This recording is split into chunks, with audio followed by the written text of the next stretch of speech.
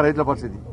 కొంతమందికి డ్రెస్లు వేసిరు, దోతులు కట్టి రైతుల విషయంలో తీసుకొచ్చి ఇవాళ టీఆర్ఎస్ పార్టీ కార్యకర్తలే రైతు వేషంలో వచ్చి వ్యతిరేకించే ప్రయత్నం చేస్తున్నారు. వాస్తవానికి రైతులు ఏం చెప్పారో మీ అందరు చూసిరు. ఇవాళ దసరా కంటే నెల రోజుల దసరా కంటే వారం రోజుల ముందు వచ్చి రైతులు ఇవాళ పడిగాపులు కాస్తున్నారు. సార్ దొడ్డు కారం తిని బతుకుతున్నాం సార్, ఇక్కడ నిద్రలేక చచ్చిపోతున్నాం సార్. రాత్రి ఇంట్లో పోయి ఉంటే ఇలా వర్షాలు పడితే మళ్ళీ తిరిగి వచ్చే పరిస్థితి వచ్చింది సార్. ఇక్కడ ఇప్పటి వరకు కొనుగోలు ప్రారంభిస్తున్నారు, సీరియల్ నెంబర్ అంటున్నారు. 3-4 రోజులు మొత్తానికే కొనుగోలు బంద్ చేస్తున్నారు అని చెప్పి అలా రైతులు ఇబ్బంది పడతారు. దీనికి రాష్ట్ర ముఖ్యమంత్రి గారు సమాధానం చెప్పాలి. రాష్ట్ర ముఖ్యమంత్రి గారు దిగి రావాలి. నువ్వు ఫామ్ హౌస్ లో అంటే రైతులు ఇబ్బంది పడుతుంటే ఒక బాధ్యతాయుతమైన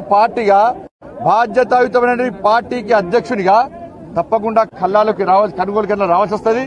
రైతులకు భరోసా నింపాల్సి వస్తుంది, వాళ్ళప్పుడు ఐక్యత నింపాల్సి వస్తుంది, రైతులను ఆదుకోవాల్సి వస్తున్న విషయాన్ని గుర్తించే భారతీయ జనతా పార్టీ నీ తాటాకు చెప్పులకు భయపడే ప్రసక్తి లేదు. కొడుగుడేస్తే రైతు తగిలింది, కొడుగుడేస్తే రాయేస్తే కొంచెం అయితే రైతు తగులుతుండే. రైతుల మీద దాడులు చేస్తారా మీరు? లా అండ్ ఆర్డర్ కంట్రోల్ చేస్తే పోలీసు ఏం చేస్తుంది?